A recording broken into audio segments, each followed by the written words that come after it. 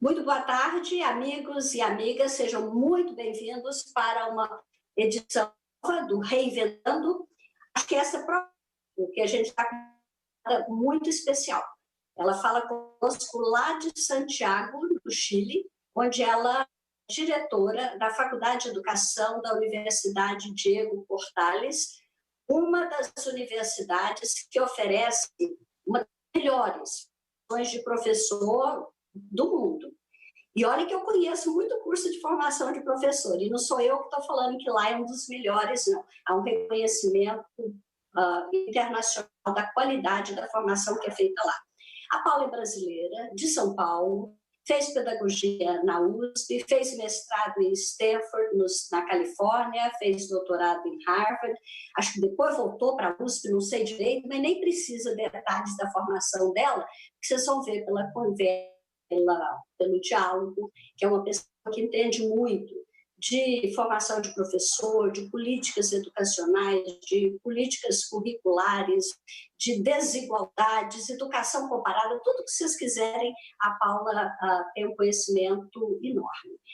Em janeiro desse ano, no final de janeiro, eu passei uns dias lá com ela, na Universidade Diego Portales, com toda a equipe dela, num programa de imersão que a universidade preparou para receber a equipe do Profissão Docente, aí de São Paulo. Eu peguei carona, nem sabia dessa imersão, peguei carona com a imersão e fiquei, Paula, muito impressionada com tudo que eu vi. Talvez a coisa que tenha mais me impressionado de cara, várias outras coisas me surpreenderam positivamente, mas eu fiquei muito surpresa positivamente com a existência de um documento chamado Marco para la Buena Enseñanza, Marco para o Bom Ensino, acho que de 2003, por aí, em que você tem a descrição, né, do que o professor precisa saber, o que ele precisa saber fazer, o que ele precisa avaliar para ter um desempenho ótimo, para ter um desempenho na sala de aula, na escola.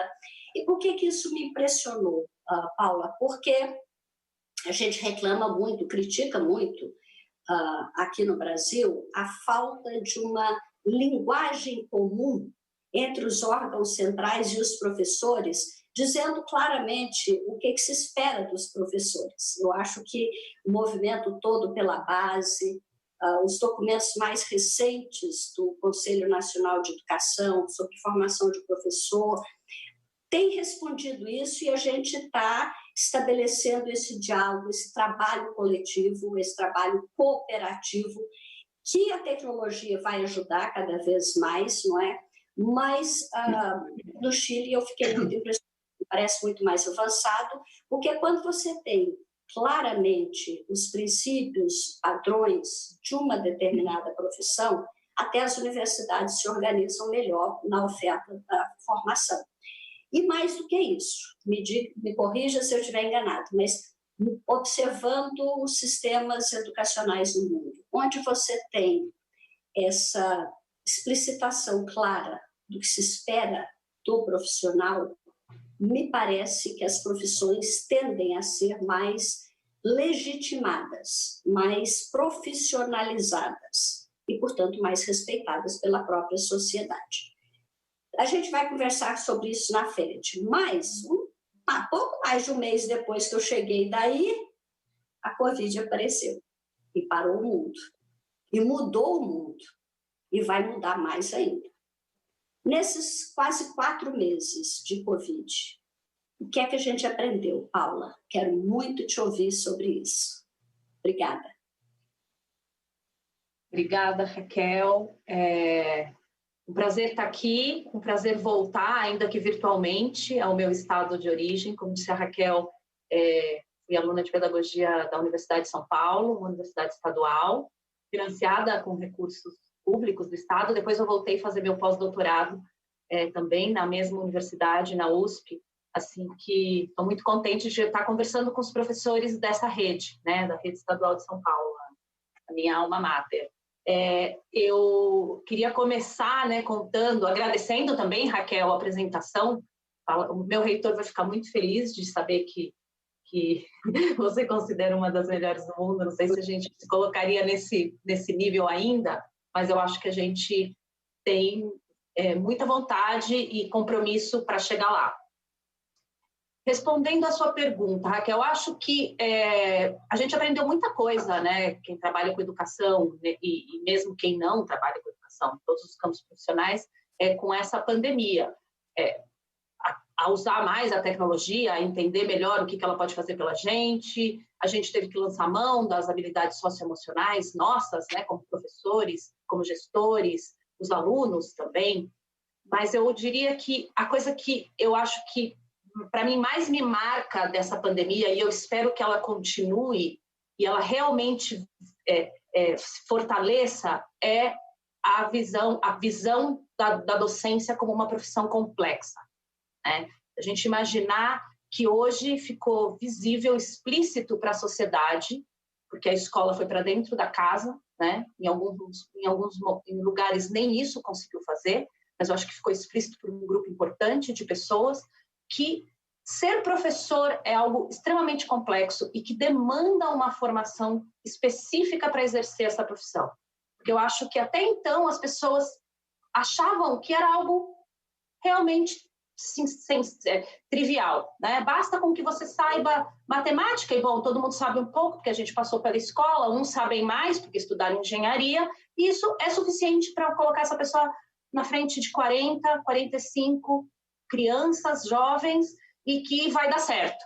Eu acho que é a demonstração clara, isso que aconteceu na pandemia, de que não é assim, de que eu preciso de um profissional qualificado, que para ter um profissional qualificado eu preciso remunerar bem esse profissional, eu preciso reconhecer socialmente essa profissão.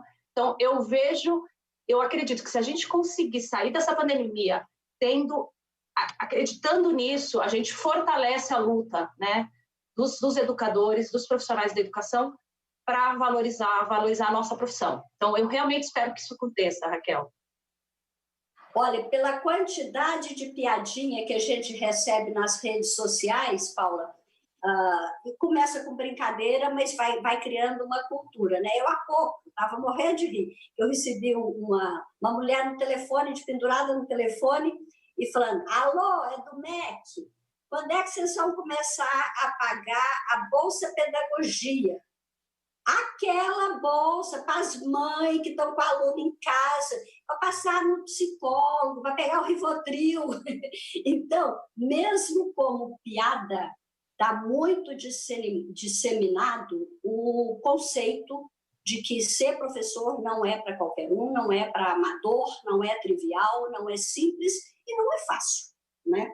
Então, e dentro dessas dificuldades aparentes, né, acho que esse é o lado bom, a pandemia explicitou essa possível valorização da profissão. A pandemia escancarou a desigualdade, esse é o lado negativo. Eu sei que você entende bastante de desigualdades também. Agora, a gente já falou aqui nesse programa, Paulo, das desigualdades em relação à questão sanitária, não ter água em casa, não ter um quartinho onde 3, 4 membros da família moram, não ter família para orientar a aprendizagem, não ter equipamento, não ter computador, não ter internet. A gente tem visto tudo isso, mas eu estou muito preocupada agora quando a gente começa a falar no retorno, na desigualdade da aprendizagem. Nós, e os professores que estão nos ouvindo, que acompanham esse reinventando, né, e reinventar é parte do que a gente precisa discutir com eles, eles vão encontrar salas com alunos, uma diversificação enorme de demandas. O Estado vai fazer uma avaliação diagnóstica, isso já está acertado, mas eu queria que você conversasse um pouco com os professores que nos ouvem. Quais vocês acham que serão as dificuldades maiores, como que essa diversificação de conhecimento deve ser encarada na sala de aula?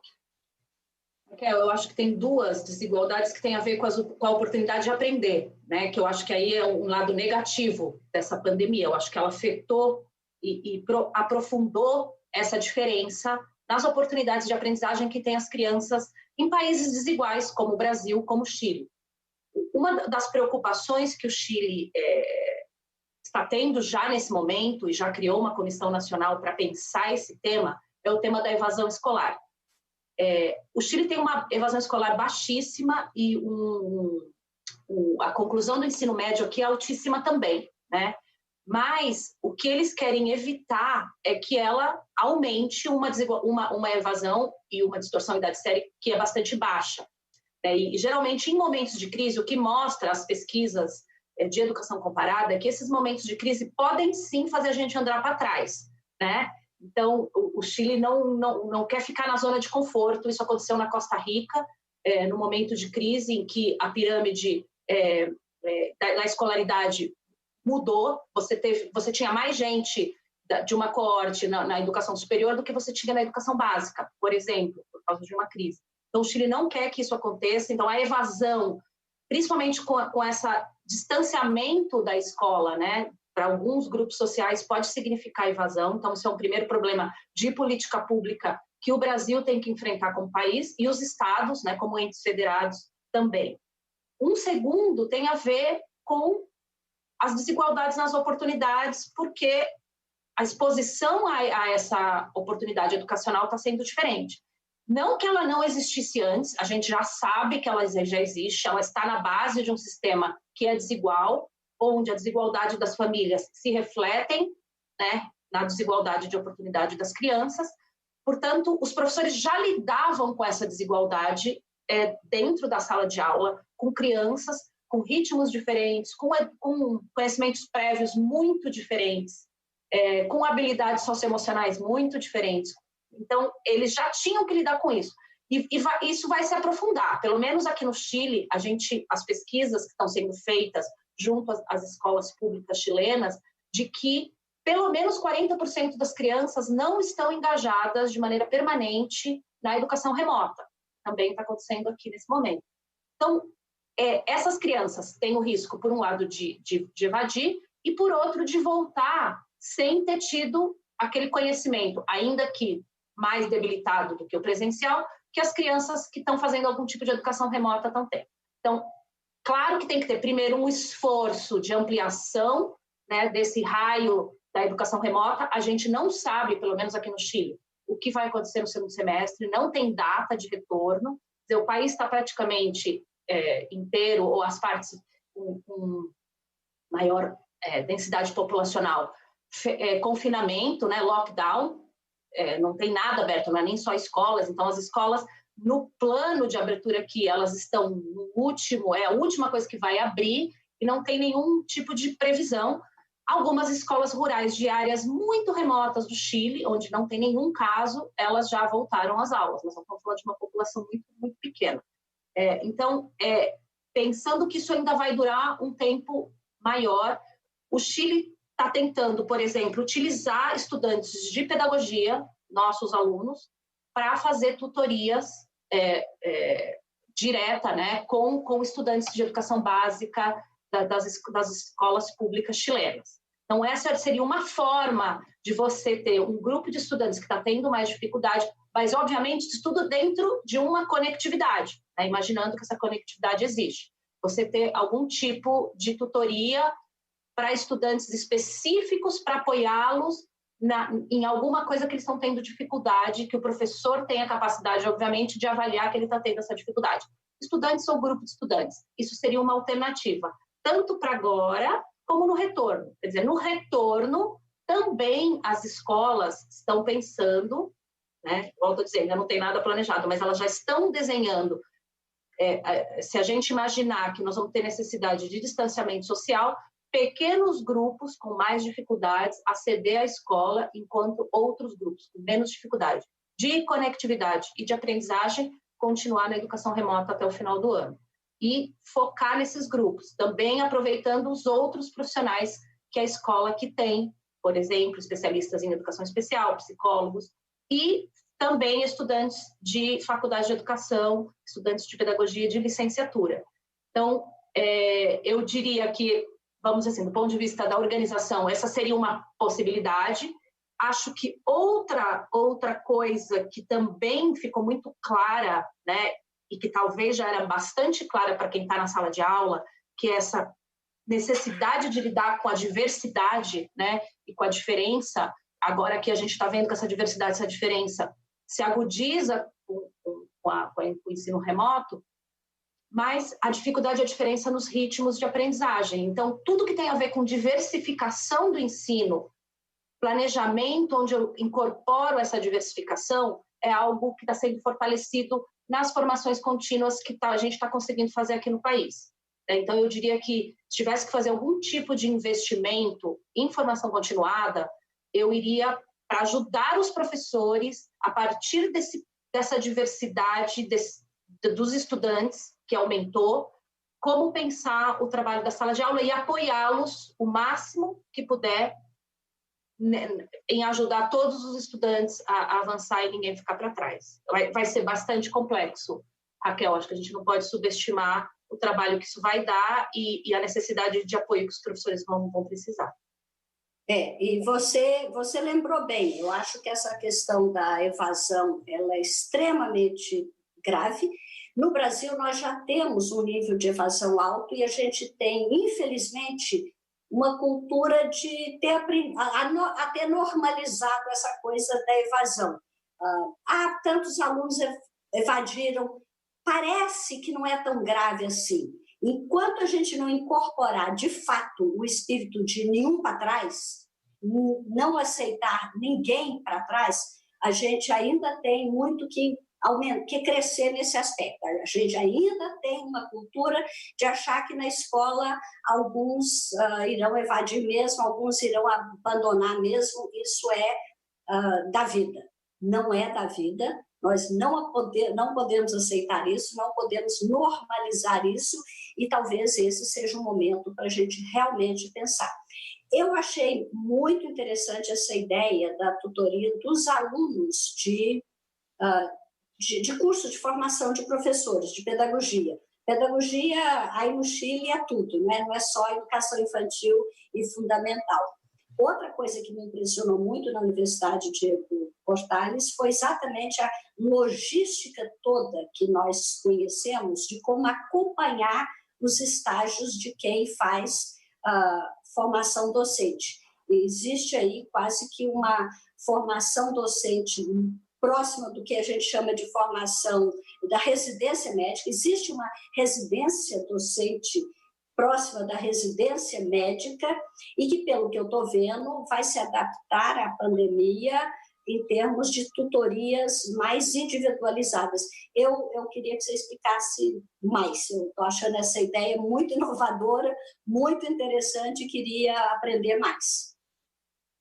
Bom, vou começar, eu acho que falando um pouquinho do modelo, né, de formação inicial que a gente tem na universidade, mas que eu diria que é fruto da política pública chilena, né? Eu acho que a gente sempre pode encontrar bons exemplos no mundo, em qualquer lugar, independente da política pública ser boa ou não. Mas uma boa política pública, ela consegue fazer a transformação sistêmica, né? E eu acho que isso que o Chile conseguiu com as reformas voltadas à profissão docente. E uma delas vinculadas à formação inicial de professores. Eu já falei bastante sobre isso no Brasil, mas eu acho que é importante a gente entender que para a Universidade Diego Portales chegar onde ela chegou, ela precisou desse apoio da política pública que decidiu, né? Nada mais é que quando você aprova uma política pública no Congresso, você tem algum consenso social sobre a importância dessa política pública. E a política pública que foi aprovada é de que a formação do professor, para ela poder formar para todas essas complexidades, essa dificuldade que a gente acabou de conversar, que tem a profissão docente, ela precisa ser rigorosa, ela precisa ser robusta e ela precisa ter no centro dela, como tem a formação médica, a prática, o fazer docente. Para isso acontecer, eu tenho que mudar toda a economia política de como funcionam os cursos de pedagogia e licenciatura no Chile. Eu tive que fazer essa mudança, tiveram que fazer essa mudança, né?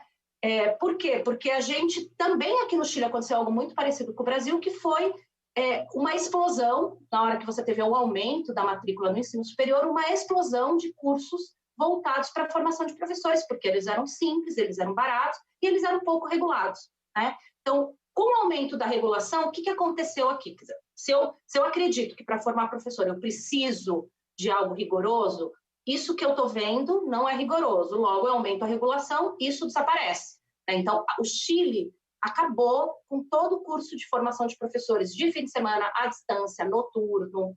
Isso já não existe. O que nós estamos fazendo agora no Chile, porque nós estamos no estado de emergência, é a educação remota de emergência. Quer dizer, é diferente de você imaginar que você vai formar um profissional com essa demanda de complexidade gigantesca, que a gente já conversou, simplesmente fazendo aula online. Isso é impossível. Portanto, esse modelo nunca, não existia, né? Antes da pandemia, o nosso curso era 100% presencial.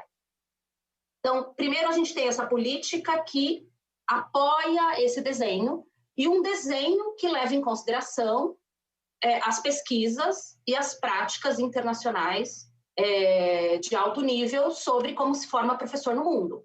Quer dizer, a gente não inventou a roda aqui no Chile, né? A gente contextualizou aquilo que os países desenvolvidos já fazem há muito tempo, Finlândia entre eles, né? E bons exemplos que a gente tem no mundo inteiro, onde o centro da formação é a prática, é o que a gente nem chama dessa palavra estágio aqui, a gente chama de prática. É o sistema de prática, é aquele momento em que o aluno, estudante de pedagogia, estudante de licenciatura, junta os conhecimentos teóricos que ele recebe na universidade, com algum tipo de habilidade e competência que ele também recebe na universidade, numa sala de aula real, com um aluno real, num contexto real. Quer dizer, mas ele tem que fazer isso, porque ele é um aluno ainda, ele ainda está aprendendo, ele é um aprendiz, ele tem que fazer isso num contexto protegido. O que é um contexto protegido? É um contexto onde ele tem um mentor, que é o professor da escola, que é alguém mais experiente, que é alguém que conhece o contexto, que é alguém que conhece os alunos, que vai guiá-lo junto com um supervisor da faculdade de educação. Até aí não tem muita novidade. Existem vários modelos que juntam essas três figuras, né, num contexto real. O que diferencia é que você tem um currículo pensado, que pensa esses momentos durante 4 anos. Um currículo de prática. Não um currículo que incorpora a prática em algumas horas, mas um currículo que pensa esse contínuo da prática. Portanto, a prática inicial acontece no primeiro ano, a prática intermediária acontece no segundo e no terceiro, e a prática final, a prática profissional, ela acontece no último ano. E as horas que o aluno vai passando na escola vai aumentando, o número de horas aumenta, assim como aumenta a complexidade daquilo que ele vai aprendendo a fazer na escola. Então, articular um currículo que tem disciplinas igual a qualquer currículo de faculdade de educação do Brasil, com esse outro currículo da prática que passa na escola, demanda, obviamente, um conjunto de profissionais para fazer esse trabalho. Logo, eu preciso, sim, de muito mais gente, né? Por isso que eu acho que a Raquel ficou surpresa. Agora, se eu não tenho isso, eu não consigo ter a qualidade que eu necessito deste momento. Veja, é nesse momento, é no momento que o professor ou o futuro professor vai para a escola que ele realmente aprende a ser professor. E ele precisa de pares nesse contexto para fazer a reflexão pedagógica para aprender a ser professor. Então, o que a gente ganha com esse momento de muita intensidade, principalmente no último ano, é uma espécie de indução, por isso a ideia, né, parece chamar de residência pedagógica, é uma espécie de indução ao mundo da escola. Porque o que acontece muito, e continua acontecendo aqui, acontece muito no Brasil, é que quando o futuro professor já formado, né, ele vai para a escola e aquela é a primeira experiência, ela, no geral, ela tende a ser traumática, porque ela não é acompanhada. E aí ele desiste da profissão docente, percebe? Então, é fundamental essa capacidade de articular a universidade e a escola, não só oferecendo os espaços do estágio, mas criando o que a gente chama de uma aliança. Então, A gente tem mais de 100 centros educacionais que fazem parte da nossa aliança e que trabalham com a gente na formação dos futuros professores do Chile. Quer dizer, não é só nosso trabalho. Assim como a gente não pode imaginar uma faculdade de medicina sem um hospital, a gente não pode imaginar uma faculdade de educação sem um conjunto de escolas, que no caso nosso tem que ser as escolas públicas dos nossos países. Houve uma época aqui no Brasil que a gente tinha um pouco disso. Quando eu sou bem antiga, quando eu me formei em letras na Universidade de Brasília, a Universidade de Brasília tinha, naquela época, o CIEM, Centro Integrado de Ensino Médio, que era o colégio de aplicação da UNB na época. Eu fiz licenciatura em língua inglesa e língua portuguesa. Então, no meu último ano, aquilo que se chamava didática específica, era um ano, durante um semestre, eu assistia todas as aulas de uma professora de inglês do ensino médio. E depois de cada aula, ela discutia comigo o que ela tinha feito. No segundo semestre, eu, como aluna, assumia a turma, ela assistia todas as aulas e depois de cada aula discutia comigo. Então, eu tive a sorte de ter, pelo menos no último ano do meu curso, essa orientação muito próxima de duas boas professoras, uma de língua inglesa e uma de língua portuguesa. A de língua portuguesa, inclusive, é a professora que me marcou. Eu falo que foi a professora que me ensinou a pensar, que eu cheguei até a formação do curso de letras sem saber pensar.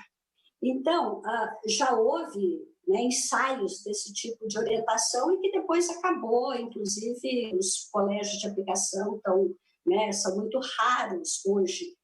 E ao falar da experiência da tutoria que vocês estão, né, organizando, como que isso pode ser traduzido em formação continuada para nós? Paulo, você conhece o Brasil, você conhece as dificuldades, você conhece este momento, meio que comparando Chile e Brasil, o que a gente pode aproveitar como formação continuada? O que a gente pode fazer? Deixa eu só voltar, que eu até acabei esquecendo de responder uma parte da sua pergunta, Raquel, sobre o que nós estamos fazendo hoje, né, dado esse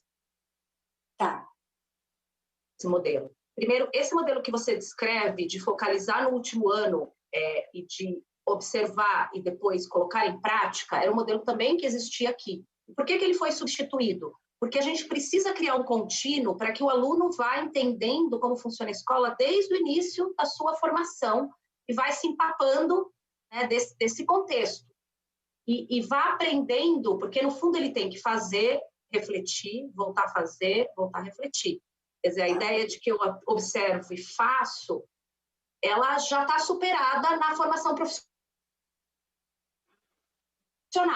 né? Seja, por exemplo, a gente observar como é feita a formação médica. Eu vou fazer um pedaço daquilo que é o todo, né? Então, eu não vou implementar uma semana inteira de aula. Eu observo muito, depois eu implemento muito. Eu vou observar um pouco, talvez observar com um olhar guiado para algo, e vou implementar aquele pedaço de aula e vou voltar a refletir sobre isso. Eu vou colocar o foco, por exemplo. Então, as nossas alunas, elas têm estágios só para observar aulas de matemática de primeiro ao quinto.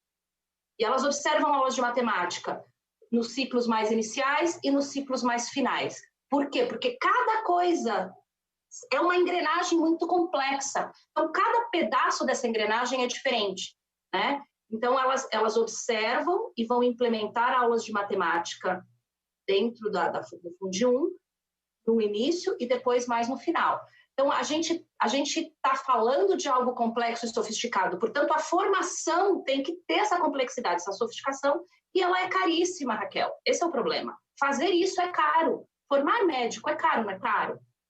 Formar professor também é caro. E aí a gente tem que entender como sociedade que se a gente não fizer esse investimento, não vai adiantar. A gente vai remediar, vai enxugar gelo, mas não adianta. O que nós estamos fazendo agora no momento em que esse modelo intenso, em que a nossa estudante passa 1/3 do seu tempo numa escola, 1/3 do seu tempo numa escola, e as escolas estão fechadas e elas estão atuando de maneira virtual. Então, a gente está continuando o nosso relacionamento com a escola, encaixando as nossas alunas no modelo de educação remota que a escola tenha, qualquer que seja ele, e ela está apoiando no desenvolvimento do trabalho pedagógico de uma professora. Uma das coisas que ela está fazendo é tutoria, que é parte desse programa do Ministério da Educação, que é tutoria individual com o estudante. Mas ela também está criando materiais, ajudando o professor a pensar a avaliação diagnóstica para entender onde estão seus alunos. Então, elas estão trabalhando como par de um professor nesse contexto de pandemia aqui no Chile, nas mesmas escolas, muitas vezes com os mesmos professores que elas já estavam trabalhando. Formação continuada. Eu acho que a gente pode aproveitar toda essa experiência que a gente está vivendo no mundo da educação, né, nesse contexto, para entender o que de fato os professores precisam. Porque eu acho que existia uma ideia, né, das pessoas que trabalham com tecnologia, que o dia que a gente parasse de resistir à tecnologia, entendesse como ela é maravilhosa, todos os problemas educacionais se resolveriam. E eu acho que a gente também está vivendo essa sensação de que não, a tecnologia é um meio. Se eu não tenho um bom professor do outro lado, não adianta, não vai ser substituído por inteligência artificial, gente. Entendeu? Porque se fosse possível, os países desenvolvidos que têm dinheiro e têm a inteligência artificial já teriam feito isso. Se eles não fizeram isso, é porque esse tipo de trabalho, o trabalho docente, é um dos trabalhos que não vão desaparecer, porque ele é um trabalho complexo, porque ele não envolve rotinas, ele envolve o tempo todo um julgamento sobre o que é melhor fazer no contexto com aquela criança, como um médico. Veja, por que as pessoas vão escutar uma segunda opinião? Se fosse tão simples, porque tem tanta tecnologia, tem tanto protocolo, por que a gente não vai escutar uma segunda opinião? Porque a gente quer ouvir o julgamento daquele profissional.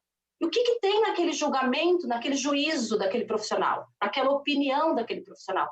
Lá está a experiência dele, lá está o conhecimento dele, filtrado pela experiência, pelo contexto, pelo conhecimento de outros casos similares ao seu. Então, a docência é algo muito parecido a isso, Raquel. Então, a gente tem que alimentar a capacidade do professor de tomar decisão, E a gente faz isso ensinando a ele os conhecimentos práticos da nossa profissão. Quais são os conhecimentos práticos da nossa profissão? Capacidade de construir avaliações e de interpretar avaliações diagnósticas, capacidade de planejar uma boa aula, capacidade de diversificar a instrução quando eu tenho crianças diferentes. A gente tem que centrar nessas pedagogias, nas pedagogias que nós, educadores, construímos, porque nós temos um conhecimento próprio, né? Agora, isso tem que ser estruturado, isso tem que ser sistemático, não é uma grande terapia em que a gente fica conversando sobre os problemas dos nossos estudantes, certo?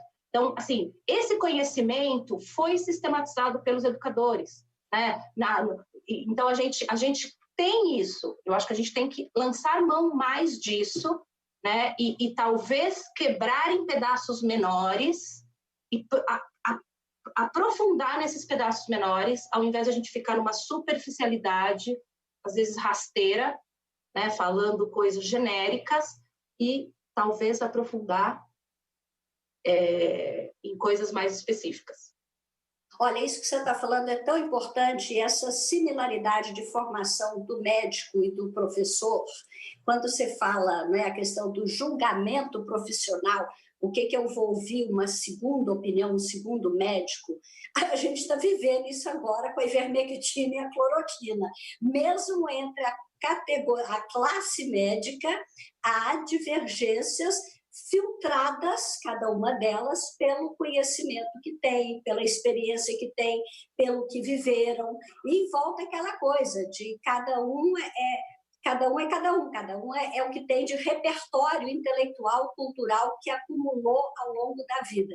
E essa coisa da vivência prática, da experiência prática, é muito importante na nossa produção, na nossa profissão. Olha, eu estou com algumas perguntas aqui, alguns vêm pela senha do aplicativo do Centro de Mídias, eu não consigo extrair o nome, Prosabrina 9, não sei o que é. Poderia repetir o nome da universidade chilena? Fiquei interessada em estudar no Chile. Cláudia.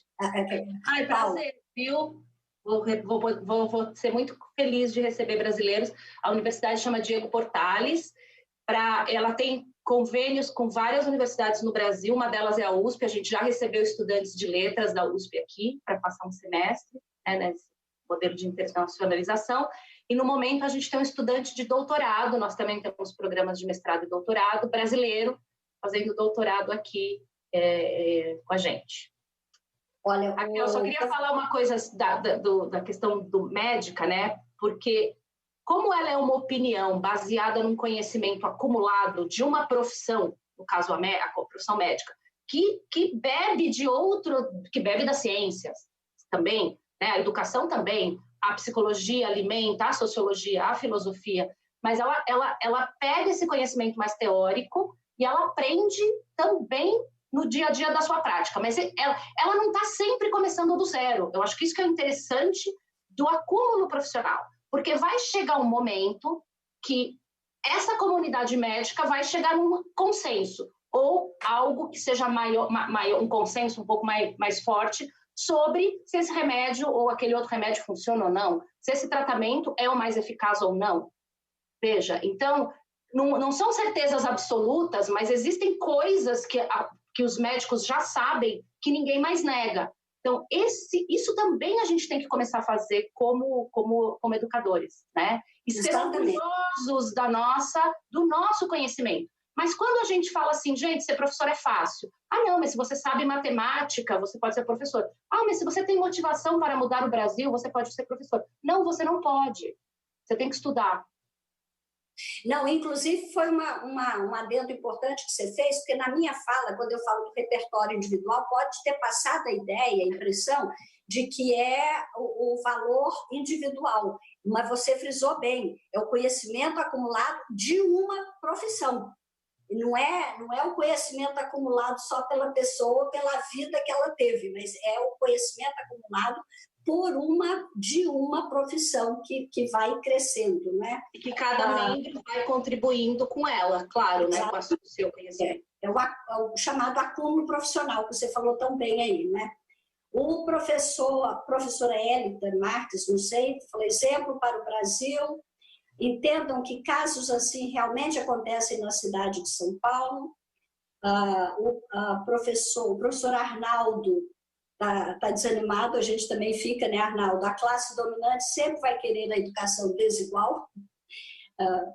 Daí a necessidade, aí a Mariane fala, daí a necessidade da valorização da categoria, está confirmando e concordando com tudo que você está falando, Paula. Interessante, uma boa política pública também tudo, quando você tem uma boa política pública, tudo se transforma. Ótima análise, está concordando com a análise. Não sei se tudo, mas eu acho que ajuda as pessoas que querem transformar. Porque eu entendo o desânimo desse professor, Raquel, porque quando o sistema completo, né, vamos dizer assim, o conjunto das decisões, e aí eu não quero colocar a culpa, é muito fácil dizer a culpa dessa pessoa, né? Não, o conjunto das decisões que nós fomos tomando como sociedade joga contra aquelas pessoas que estão tentando fazer melhor, é muito desanimador. Então, é importante você ter política pública, porque aí você fala assim, bom, então eu não estava louco, primeiro, o que eu estava dizendo tem sentido. E, de alguma maneira, eu tenho, entre aspas, o sistema ao meu favor, né? O que não vai fazer vai fazer um pouco mais fácil essa luta, né? Olha, a professora Marli Pinto está concordando inteiramente com você também, que os novos professores não têm noção pedagógica nenhuma. Ou seja, a nossa formação inicial precisa ser... Quem sabe o novo ministro ajuda, né? Torcer. Com poucas esperanças, mas torcer. Infelizmente, ainda existe muita desigualdade. Precisamos de professores bem formados, sim, professor Braga. O Luiz Carlos está elogiando, Paula diz que uma ótima apresentação. Sim, se aprende atuando. verdade, impactante. Ou seja, todo mundo está concordando com você, o que é muito importante. Belo. Assim, volto a dizer, Raquel, eu acho que eu não estou falando nada novo, né? No sentido assim, não quero aqui parecer que é uma grande ideia que eu tive. Eu acho que isso é o acúmulo dos profissionais da educação, né? É quase um sentido comum. Eu acho que a dificuldade que a gente tem é como que a gente põe em prática, né? Eu queria comentar assim, um dilema que é muito colocado em países, vamos dizer assim, subdesenvolvidos ou em fase de desenvolvimento, e o Chile enfrentou esse dilema, que é assim, gente, mas é muito caro. Primeiro, é muito caro fazer isso. Precisa de muito professor. Se fica muito difícil, ninguém vai querer fazer. Aí vai faltar professor. Então, aí a gente fica, né? Por causa disso, a gente arruma uma desculpa para não fazer aquilo que tem que fazer, que é o investimento necessário, que, por exemplo, quando o Chile decidiu tomar essa decisão, né, decidiu aprovar uma lei que, obviamente, encarecia o custo da formação, ele também aprovou uma lei que aumentou o ICMS. Claro, eu não estou dizendo que é isso que o Brasil tem que fazer, que é o ICMS, mas tem que imaginar que tem que ter uma consequência e nós temos que, como sociedade, falar vale a pena, porque isso aqui é importante. Isso é uma primeira coisa. E a segunda é de que é melhor faltar professor do que a gente credenciar pessoas que não estão aptas a pertencer à nossa profissão, porque senão a gente não vai valorizar nunca essa profissão. Então, de certa maneira, aprender com profissões como o direito, como a medicina, que fecham, que são corporativas no sentido positivo da palavra, e que diz, peraí, não, aqui não, certo? 2 exemplos. Você não abre faculdade de medicina assim como você quer, não. Você tem um Conselho Regional Nacional de Medicina que influencia, obviamente, eles são os médicos, que influencia se você vai poder ou não abrir, se tem a qualidade para poder chamar aquela pessoa de médico que sai daquela formação. E segundo, os exames que eles fazem, né, no caso da OAB, que faz exames, para poder definir se a pessoa está apta para poder exercer a advocacia. Você pode até fazer um curso de direito ruim, mas se você não é aprovado nesse exame, você não pode exercer a advocacia no Brasil. Veja, eu dou sempre esse exemplo, Raquel. Quando a gente precisou de mais médicos no Brasil, a gente teve um programa que atraiu médicos de outros países. Mas não vou entrar na discussão a favor ou contra os médicos serem ou não de Cuba. Mas eles eram médicos formados. A gente não pegou biólogo para ser médico. A gente não pegou enfermeiro para ser médico. A gente não pegou uma pessoa que gosta de pessoas e quer ajudar o mundo para ser médico. Por que a gente faz isso com a nossa profissão? Enquanto a gente não conseguir responder essa pergunta e não falar não dá mais, eu temo que a gente vai enxugar gelo. Então, eu acho que a nossa profissão vai ser valorizada quando ela exigir um rigor na sua formação, quando ela exigir um rigor na entrada de quem pode ou quem não pode ser professor. Então, eu clamo por isso, eu acho que o Chile, nessa discussão do marco do bom ensino, conseguiu fazer isso de maneira unida. Hoje em dia está muito difícil unir, eu sinto que as divergências, né, em todas as sociedades estão se aprofundando, mas em 2003 o Chile conseguiu fazer isso, juntando o sindicato dos professores, as universidades e o governo, para pensar a valorização dessa carreira e entendeu que ter padrões, ter parâmetros claros dessa profissão ajudaria a fortalecer a profissão. Então, acho que a gente precisa de mais diálogo para poder chegar nesse tipo de consenso. Porque precisa de consenso, Raquel, algum pelo menos. Precisa de consenso, e isso me impressionou muito no Chile. No programa de imersão que nós fizemos lá, nós tínhamos pessoas do Ministério da Educação do Chile, da Universidade de Portales, do sindicato, quer dizer, todos eles trabalhando junto, construindo consensos para a valorização a partir da explicitação de padrões de qualidade, de níveis de desempenho desejáveis. Por isso é que eu disse no começo que a impressão que eu tenho é que quando você tem isso organizado, acordado com os diferentes atores e explicitado, há uma valorização, há uma legitimação daquilo que a gente chama de profissionalização da carreira docente. Porque no Brasil, um pouco aquilo que você falou. Excelente o exemplo do Mais Médico, porque, não vou pegar alguém que gosta de medicina. A gente acha, gosta de criança, pode ser professor. Ser professor não é gostar de criança, não é querer mudar o mundo, que a gente quer também, mas é mais. Precisa ter essa coisa da profissionalização, do engajamento, dos resultados, do conhecimento técnico, conceitual e prático. Isso tem implicação direta na formação de professor, e o Chile fez muito bem ao banir esses cursos à distância, noturnos, de baixa qualidade, porque a gente precisa disso para, de fato, valorizar a profissão aqui no Brasil. Aqui, o professor está dizendo que no Brasil, mesmo antes de concluir o curso, o professor já está na sala de aula. E que já vi vários estagiários desistindo, exatamente por essa falta de apoio. Então, se esse momento está sendo um momento, e se o momento de pandemias, de guerras e de mudanças profundas geram um mundo novo, inclusive na arquitetura. Eu estava vendo um vídeo esses dias dizendo como eram as casas, os prédios, antes como é que chama essa doença? Que o pessoal ia para Campos de Jordão, tuberculose. Antes da tuberculose, e como que isso afetou a arquitetura, tendo espaços mais amplos, abertos, janelas para entrar o ar.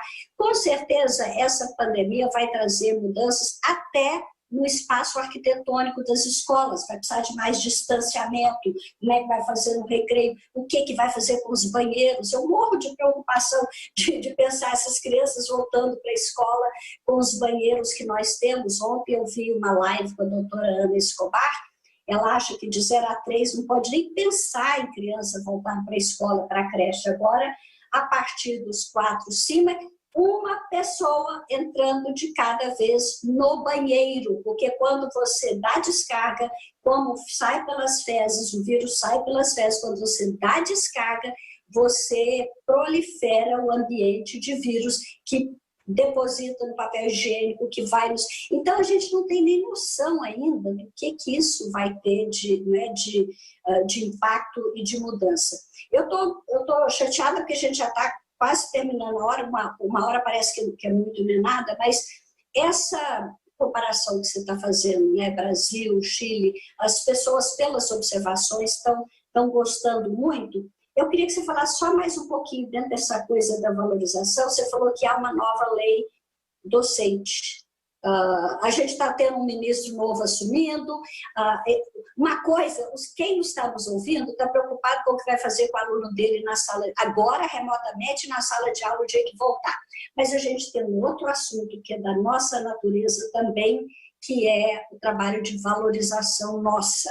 Tem um novo ministro, o que a gente deve cobrar das novas políticas educacionais desse ministro, como é que essa lei docente do Chile? Claro, acho que primeiro entender que essa lei que foi aprovada em 2016, ela é fruto de 25 anos de foco das leis na docência, Então, no fundo, o que ela faz? Ela é um acúmulo. E que para você ter uma lei ou um plano que represente esse acúmulo, você tem que ter alguns consensos construídos, certo? Senão você não consegue fazer isso. Então, a gente primeiro teria que fazer isso. A gente, de alguma maneira, faz isso no Plano Nacional de Educação. Quando a gente é o consenso de que não é um plano de um governo, mas é um plano de Estado, Agora, imaginar que você fatie esse plano por algumas áreas e construir um outro plano que seja específico, por exemplo, para a docência. Isso que o Chile fez, e esse acúmulo de 25 anos culminou no novo plano de carreira docente de 2016, que toca vários âmbitos. Um dos âmbitos é a formação inicial, mas não... Claro, a política docente ela tem que ser sistêmica para funcionar. O outro âmbito tem a ver com a valorização e a remuneração dos professores. Então, eu quero mais rigor e vou exigir rigor das faculdades de educação, portanto, vou fechar as que não são capazes de entregar esse rigor e realmente diminuiu drasticamente. vou tentar atrair melhores alunos para a profissão docente e vou aumentar a exigência do Enem chileno para estudar pedagogia, vou colocar uma barra. Aqui, assim como no Brasil, existiam cursos de formação de professores que não exigiam o Enem. Bastava a pessoa ter o ensino médio que ela entrava. Agora, isso já não existe. Não só tem que ter, como tem que ter da média para cima da nota do Enem daquele ano. Então, só que para eu fazer isso, eu preciso... Já vou pedir para você acelerar, o pessoal já está puxando minha orelha aqui. Eu tenho que melhorar o salário dessa profissão, o status dessa profissão. Então, eu melhoro o status com os padrões, com a discussão, com respeito a uma categoria, mas eu também tenho que melhorar o salário. Então, o que eles criaram uma carreira onde o salário inicial é um salário muito mais alto, do que 30% maior do que o salário inicial anterior. E uma possibilidade de todo mundo que está na carreira atual, por meio de um conjunto de critérios, poder também subir para essa nova carreira e ter um salário muito mais alto e poder enxergar a docência como uma carreira valorizada. Mas deixo aqui, Raquel, a minha esperança, não quero parecer pessimista, de que acredito que os professores podem, né, esperar, no final dessa pandemia, uma valorização da nossa profissão. É isso, Paula. Eu também tenho essa visão otimista. A gente encerra por aqui. Na próxima semana vou trazer mais uma super diretora, a Vânia, para falar da experiência dela na escola dela. E agradeço de coração a cada um de vocês, professores e professoras que estão se desdobrando, se engajando com amor, com competência. Agradeço de coração a sua disponibilidade, Paula, para conversar com os professores da rede estadual de São Paulo. E a gente volta na próxima quinta. Muito obrigada e vamos trabalhar, sim, para construir uma profissão cada vez mais valorizada, legitimada, reconhecida. Nós temos muito orgulho dela, mas a gente quer que todo mundo tenha orgulho do professor. Um beijo, até a próxima. Obrigada.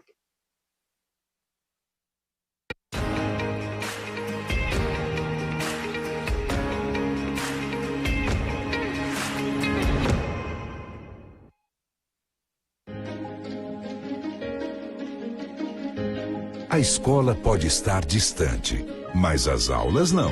Por isso, o governo de São Paulo criou um aplicativo online de aulas com chats para todos os estudantes da rede pública de ensino durante a quarentena. O acesso à internet é gratuito e você ainda pode assistir às aulas ao vivo nos canais digitais da TV Cultura. Baixe o aplicativo e estude.